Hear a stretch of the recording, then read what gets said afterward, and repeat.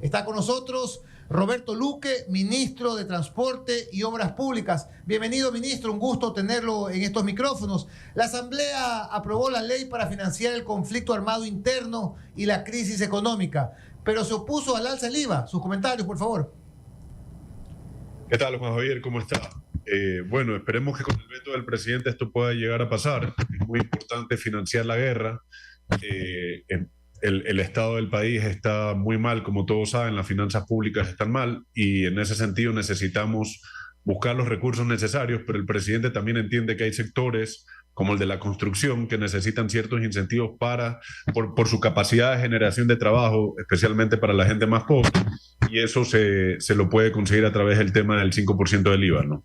Señor ministro, en los últimos días se produjeron fuertes lluvias con mayor fuerza en la zona andina. ¿Cuál es el balance de la red vial del país? Se han reportado varios puntos con derrumbes y bloqueos, tengo entendido.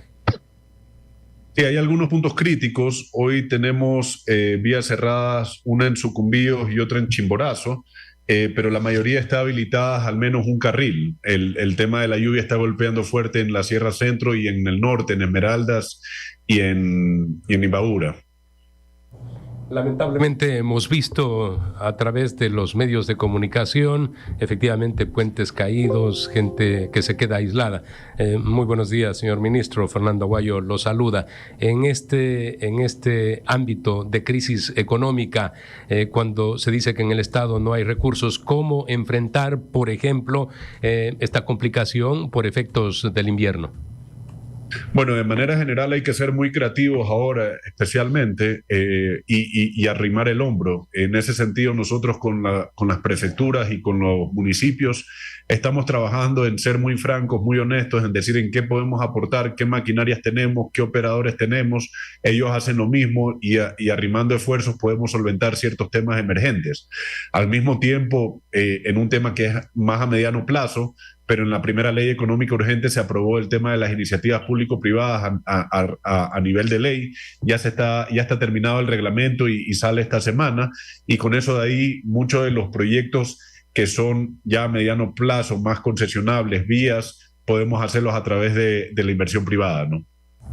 Ministro Luque, buenos días. Yo justamente quería preguntarle sobre ese tema de las alianzas público-privadas, porque entiendo que de alguna manera no hay incentivos tributarios esta vez, pero de alguna manera se quiere facilitar. Y tenemos buena experiencia con las pocas que hemos tenido. Entonces, al país le interesa tener más de esas alianzas. Sí, a ver, tenemos experiencia buena y mala. Yo diría más buena con las que han habido, pero no necesariamente una alianza público-privada tiene que tener incentivos tributarios. El privado viene por un modelo de negocio que primero es la construcción en muchos de los casos, pero también tiene el negocio financiero. En ese sentido, ellos pueden pagar impuestos como cualquier otro más inversionista. Lo que hay que hacer es garantizar seguridad jurídica. Esta ley hace eso, el reglamento hace eso, incluso los multilaterales están prestos a dar contragarantías sobre esas inversiones privadas, que es muy bueno porque el día de mañana el Estado, por ABC motivo, por una acción de protección o lo que sea, incumple parte del contrato y el multilateral puede llegar a pagarle al privado eso de ahí. Y evidentemente no cierra la llave, pero siempre va a estar el incentivo del Estado de no caer en incumplimientos, que ha sido un problema realmente en las concesiones y APPs que tenemos. Buenos días, estamos con Roberto Luque, ministro de Transporte y Obras Públicas. Roberto, ¿cómo estás? Un gusto, como siempre. Andrés Ortiz. Una consulta. En la última vez que te tuvimos por acá, nos hablabas de la intención de actualizar los estudios del quinto puente y que la intención de ustedes, por lo menos hasta en el periodo del presidente Noboa, sería pues dar terminado este proceso y dejar lo más avanzado posible una eventual concesión. ¿Qué nos puedes comentar respecto de este quinto puente, Roberto? No, el objetivo es dejarlo adjudicado y para eso hay muchos pasos que seguir. El problema es que, para que ustedes tengan una idea, en una vía, por ejemplo, en la Naranjal-Tenguel, en la vía Guayaquil-Machala, si ustedes quieren saber el tráfico que va a ir que hay en esa vía, ustedes ponen unos contadores de tráfico en varios puntos y van a obtener el tráfico de esos contadores. En un puente que no existe, no solo se trata de poner contadores cercas. Y es que yo coloco el puente, voy a tener un tráfico que depende del origen y destino de las personas a dónde van. Entonces eso necesita un paso más allá. Y de paso, si es que a ese nuevo puente le coloco una tarifa, esa demanda también se va a ver afectada. Esos son los estudios que se están haciendo ahora, porque eso es muy necesario para el modelo económico financiero, sobre todo en una obra que se sabe que puede necesitar algo de capital, algo de aporte estatal, ya sea en la inversión inicial o en la operación, o se va a manejar con tarifas mucho mayores de las que normalmente se ha estado manejando, ¿no? Para que sea atractivo financieramente el proyecto. Ok, eso obviamente, imagínate, si no se conoce el número de vehículos que transitan, más o menos ¿para qué época del año creerías tú que estarían más o menos los estudios terminados para efectos de ir a avanzar en un proceso de negociación? Y si ya en mente tendrían alguna tarifa, o todavía eso es un poco temprano poderlo decir.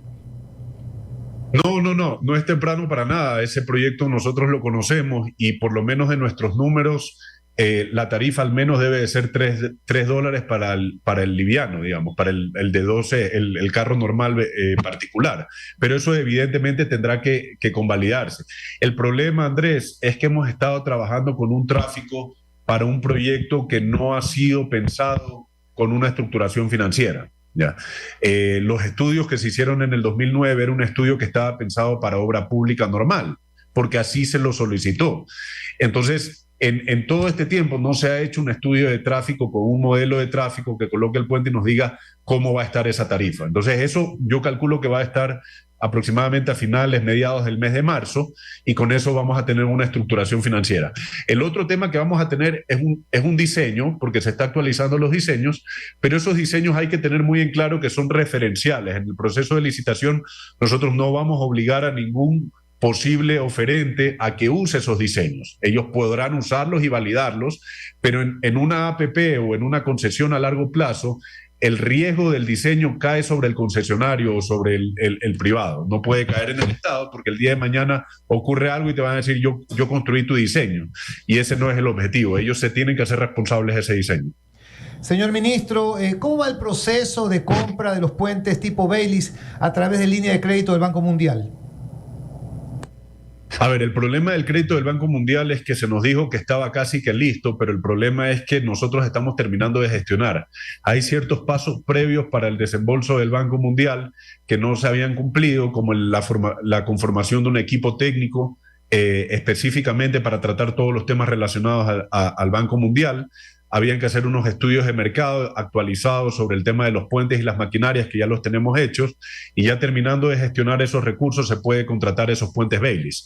El problema es que los necesitamos lo más pronto posible. Entonces había otro proceso de puentes Baylis que se había querido declarar desierto y que nosotros lo logramos rescatar y que está en ejecución ahora y cuyos primeros puentes lo vamos a ver, Dios mediante, en 30, 45 días aproximadamente.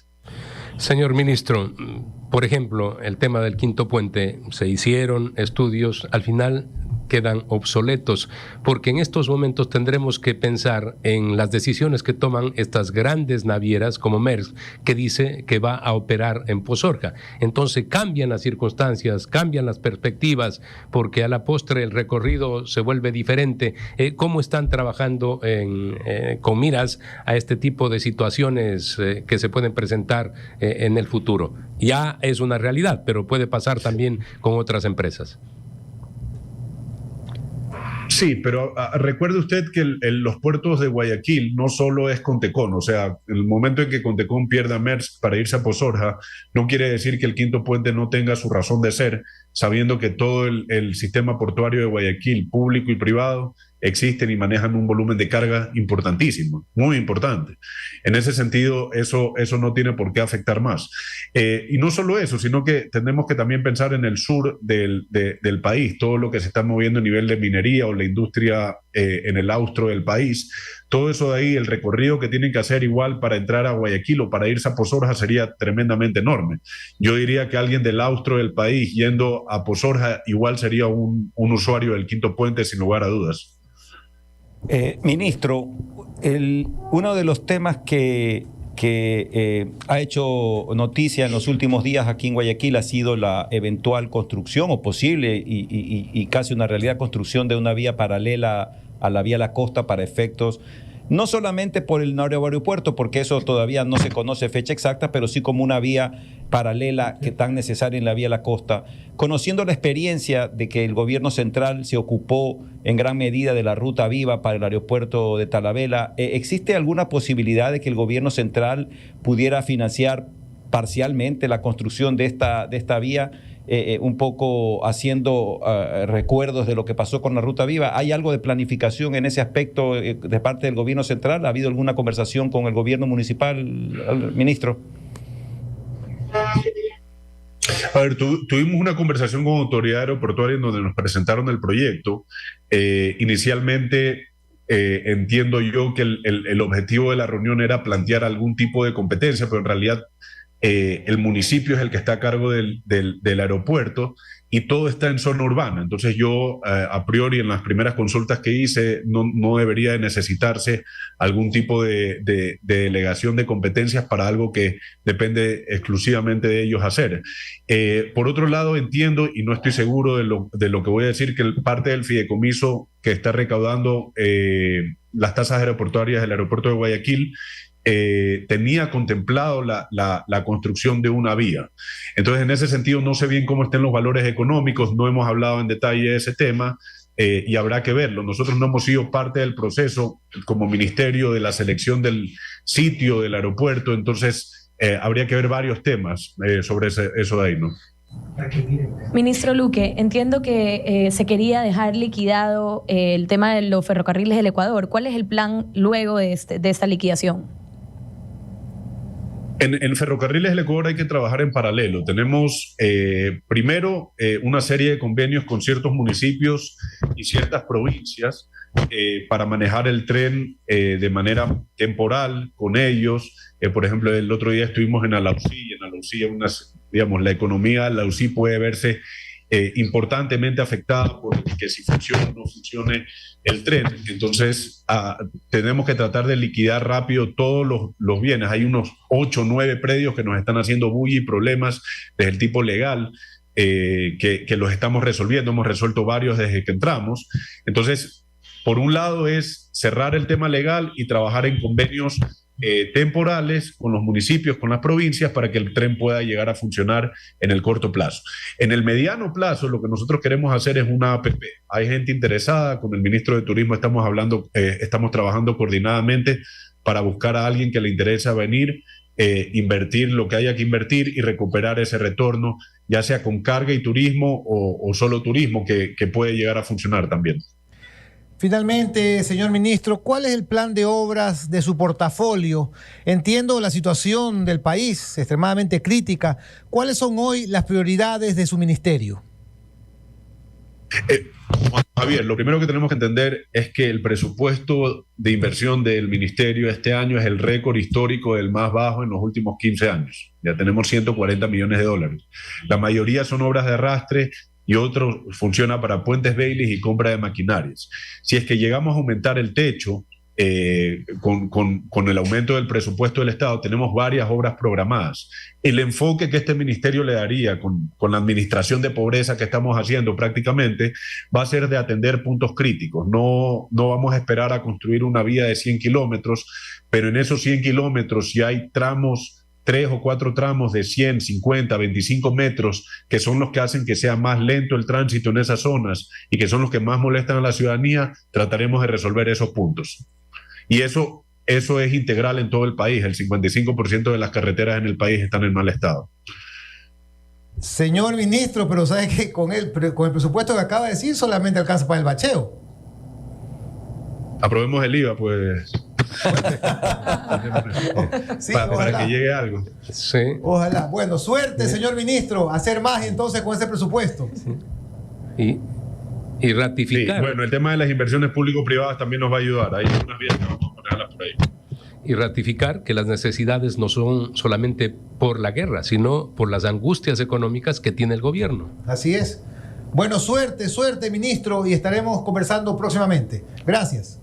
Gracias, ministro. Gracias, un saludo a todos. Gracias. Gracias. Chao.